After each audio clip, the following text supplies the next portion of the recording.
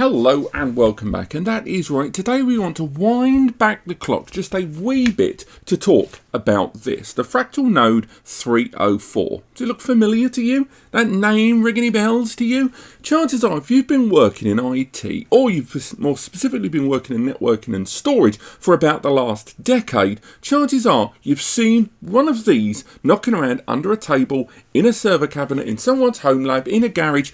This case has been around for donkey's years, and this and the much larger 8-bay case is something we're going to talk about on the channel. But it'd be great to call this a review, and I'm sure I'll put the word review somewhere on the corner. But more precisely, this is effectively about, is this case still good a decade later? I've looked online and there's conflicting reports, and I find that it's been around for about 10.5 to 11 years. And in that time, the NAS server, and particularly the DIY NAS server industry, has changed a lot. And when this first rolled out, it was reviewed on everything. Every storage platform you can think of, it was out there. And at the time, technology, and particularly architecture and design towards server cases, was a bit, let's say, old hat.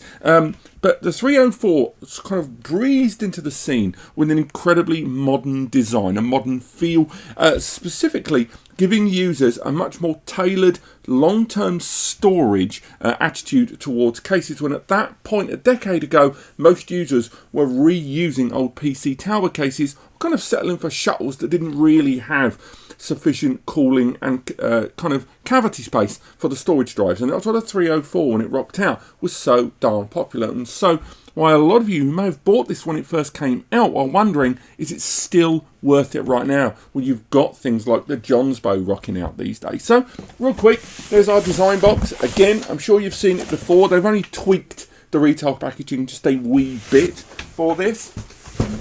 And now, at the end of 2023, what do you get? You get the unit itself, and that's it. Inside, of course, you've got your manuals, you've got your instructions and your warranty information, and again, more on that later on. But not a lot has changed. They've kind of changed the packaging material to be something, I might argue, just a fraction more environmentally friendly, but still not quite there, if I'm honest. Particularly given it's an empty casing, I kind of hoped they would have gone slightly down the cardboard and recyclables route. I know some of those don't afford the same level of protection as this stuff, but this stuff isn't fantastic for the environment, you know. So let's remove that out of there, put that down there, and here is the Fractal Node. And I think very early doors, very early doors, one of the main criticisms that this case probably has from users now in 2023, at the time it was sleek as all hell, and in terms of spacing, great for cooling, but there was no denying that now, going forward a decade, there are certainly more, compact cases out there.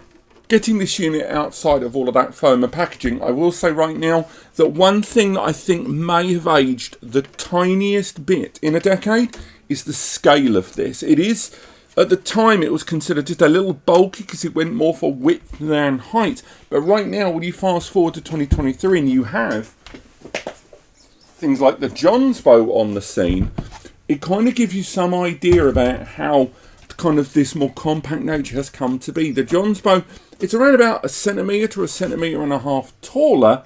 Again, it's not going to be great for the angle for you guys to see there on screen, but I will say in terms of depth, things are enormously different. I will say in terms of width, things are pretty darn different. And I just think right now we need, as much as we like to put a device like this on a pedestal, because it is still, even a decade on, a great box, and then we also have to be honest with ourselves that it is pretty darn big. Now, the reason it's big is that amount of cooling. This is a system that is allowing you to, although based on ITX Mobos, not moving towards, the larger case, the A04 that had support of M.2 but this has great support for those larger graphics cards inside as well.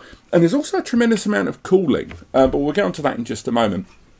Now, right now, time of recording, I found this for around 69 quid in the UK. It's a fraction more in the US with tax and the currency conversion and stuff. But still, it's a pretty affordable case for those that want to go for a 6-drive build. Hot swapping is not really a thing on this case, something that we've seen newer cases arrive on the scene with. But we first and foremost got this front panel here. And the front panels, we can see there on the side, we've got our USB 3 ports built in there, something we saw not dissimilar on some NAS cases recently. I'm not sure if those videos have gone live yet. We've got a nice little power button there, as well as the audio in and out as well. One thing that has changed in the last decade or so is the inclusive instruction manuals. They've certainly seen something of an improvement. It was still graphical and it gave you a lot of information before, but still nonetheless it is an improvement, I would say, overall from when the first time I saw this case eons ago. Again, one thing I will get onto later on is the hard drive installation on this, because I think that's one thing to me personally that has not aged that well in this case. The rest of it in terms of cooling and ventilation, I'd still say in 2023 there are very few cases out there. We've got that chief top panel ventilation there that's centered just above the two internal 92mm fans based there on the front. And those are silent fans as well that operate up to 13,000 RPM. Now there is a rear fan as well, and that is a 140mm fan. You can install smaller fans as well. I know some of those are quite awkwardly sized when a lot of users are using the 80 and the 120s. But that fan, again, silent as well, going up to 10,000 RPM, means you've got a decent amount of flow through on this. As well as the base, you've got that ventilation panel there, which is going to be hugely important when you're talking about a lot of the dust generation that's going to happen. You've got the side ventilation there, of course, and on the other side, for where those GPU cards are going to live, likely for a lot of users, you've got an enormous ventilation panel. So straight away, I will say that despite this case being a decade old, let's be honest with each other, that is a huge amount of ventilation. When I look at all of these things on the side of the table, the ventilation they have is far more limited in scope. And yes, of course, these are running on Celerons. Yes, of course, GPU cards and more aggressive hardware architecture inside this means lacking inside those means they don't need the same level of active and passive cooling conglomeration inside. But still, nonetheless, that given these fans are silent fans, although obviously they're not whisper quiet, that in conjunction with a huge amount of ventilation means that if you are more concerned with going for a beefier CPU inside and you're going to be going for a larger cooler, that is something that can be accommodated here thanks to that larger amount of space. Therefore, kind of moving away from the reliance on those bigger graphics cards on certain operations and setups. Now, if we look at the rear there, again, very little has changed. One of my earliest appeals of the 304 case, and you'd be amazed that it's not as common as it should be, is horizontal motherboard placement on these cases. Now, what do I mean by that? When you see a lot of these cases, and I've talked about a lot of them on the channel recently, but even if you go back 5-10 years, horizontal placement is something you don't really see as common as you would think. One, a lot of NAS devices have the ports running vertically. The reason being they use sister boards that are connected to a main connection of hard drives there, or sister boards where the main CPU is living on a completely different board to where all the I/O ports on the back are connected into there.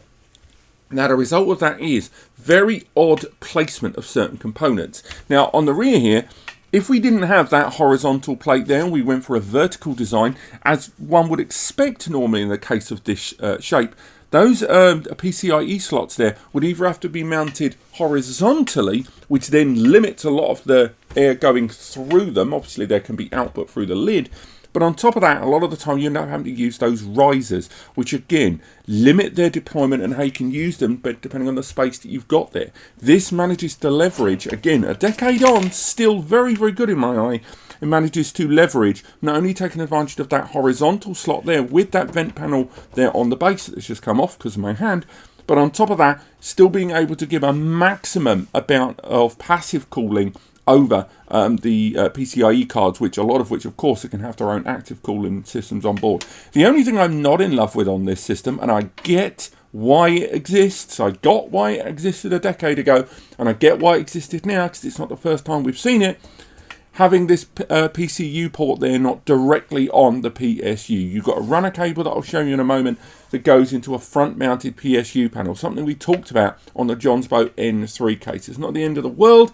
I'm just hugely in love with that because you end up with a PSU taking up quite a substantial amount of internal space in the middle section here. And once you block in those hard drives, you block in that CPU cooler, which may be quite aggressive because you have 165mm of height for that CPU cooler, but then you're thinking about conflict with the PSU, the conflict with the hard drive array inside in terms of physical space, I'm still not hugely in love with these ports like this that use a mains extender cable internally. But let's get the lid off of this and take a good look inside, see if anything's changed. But moreover, has the way that it has approached that internal layout of its hardware components when you do an install any better or worse?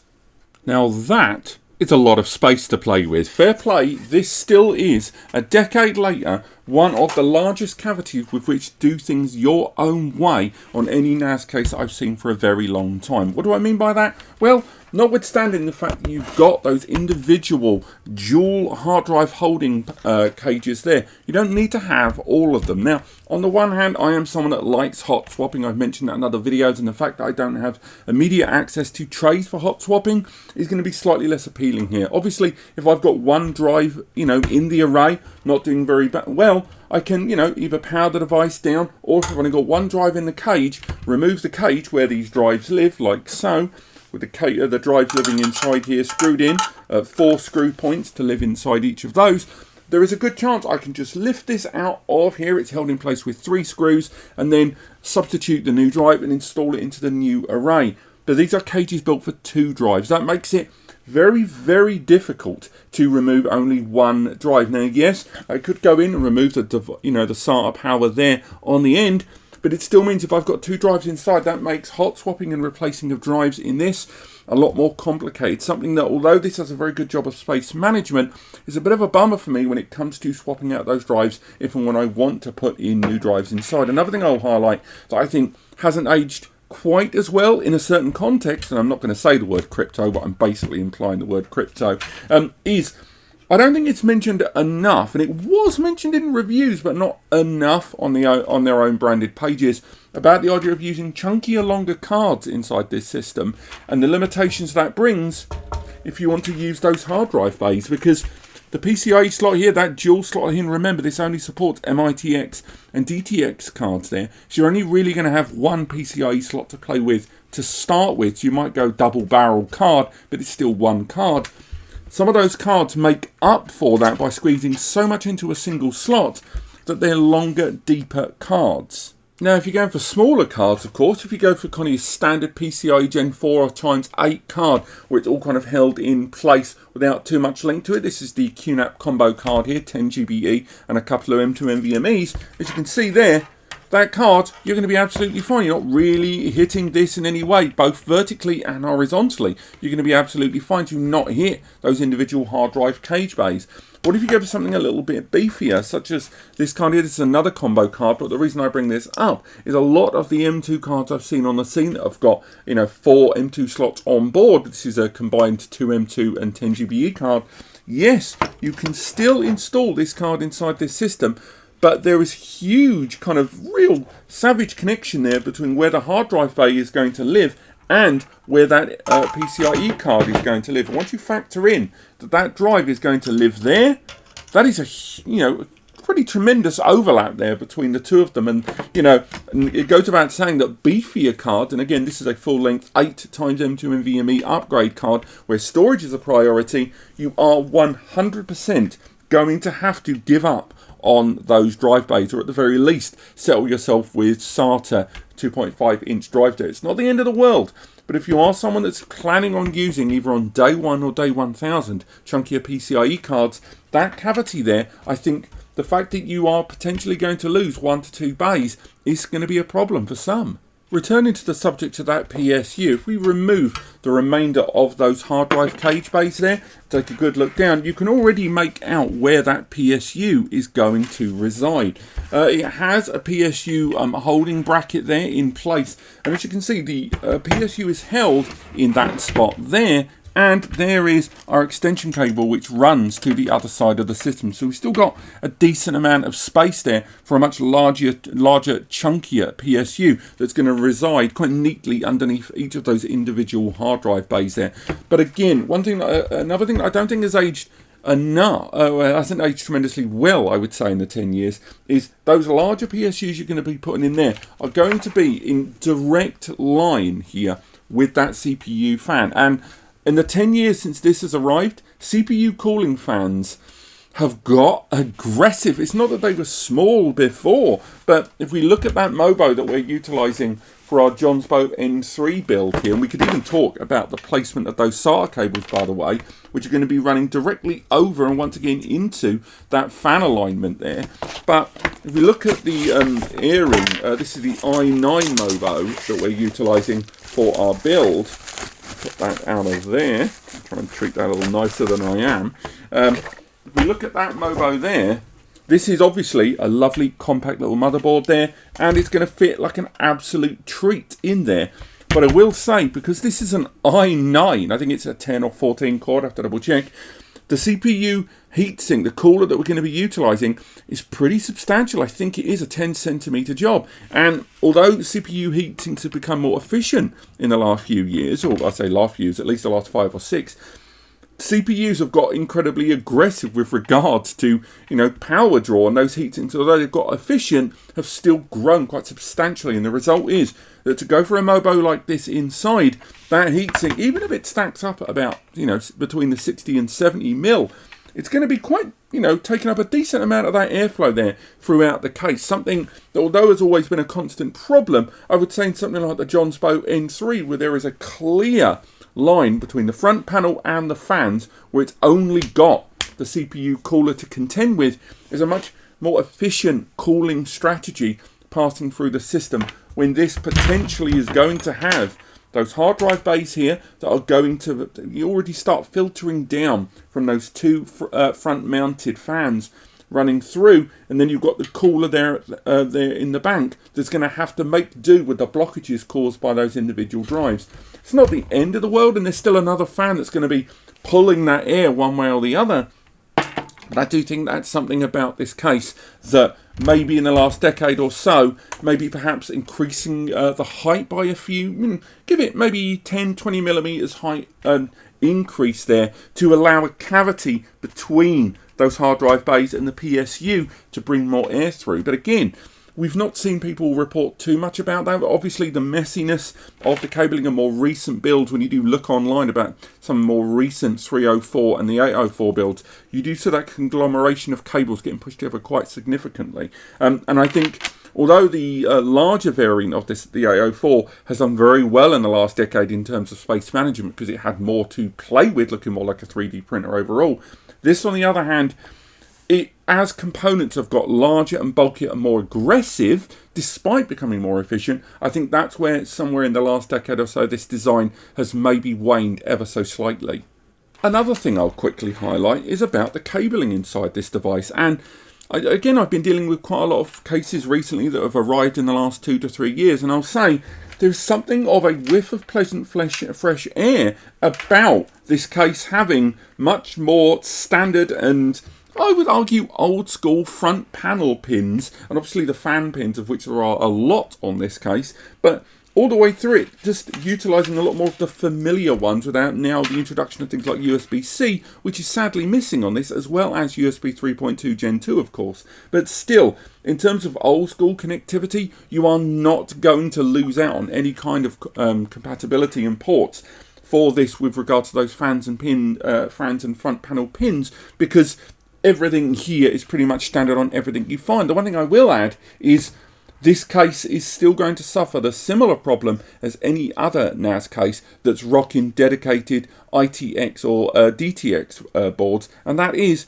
an abundant lack of SATA ports that these motherboards has. This isn't Fractal Node's fault, but short of going to TopTon or CWWK, most of these you find will rock out the gate with 1 or 2, maybe 3 SATA connectors. Now, yes, before you say in the comments, I know you can get M.2 NVMe SATA adapters that allow you to add more of that, and that's going to end up being probably the best way to go about it in this case without losing a PCIe slot. But still, that's going to add more cabling at quite an obscure angle in conjunction with that CPU fan that may be problematic for some. But all of these contentious points which I'm making, which I'm sure a number of you are going to argue with in the comments, they still mount for nothing realistically when you're looking at a case that knocks around for about 70 to 80 nicker right now, more than a decade after its release, and it still is held in fantastic regard. Just read the reviews on your website of choice.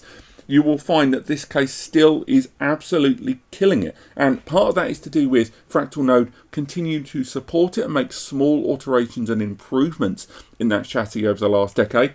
On top of that, rolling out the gate with 2 years of warranty, still largely unheard of in NAS cases I look at right now, when most of them rock out with 6 months or 1 year of support and warranty in terms of hardware from the brand, and ultimately a case that still is prioritizing ventilation and cooling right now, when despite improvements in CPU heatsinks, improvements in efficiency of power, still add up to a system in a 24/7 environment is going to maintain an incredible temperature, low temperature, and at the same time not be too noisy, with repeated reports online that yes, you can use other fans, but you don't really need to in a case like this. Ultimately, a decade on, I think this case still stands up. I think it does a great job. And right now, if you're looking at doing a DIY NAS build and you're looking at this case and suddenly gone to, oh, when it was released, 2011, 2012, don't be put off. This is still up there in terms of killer NAS cases to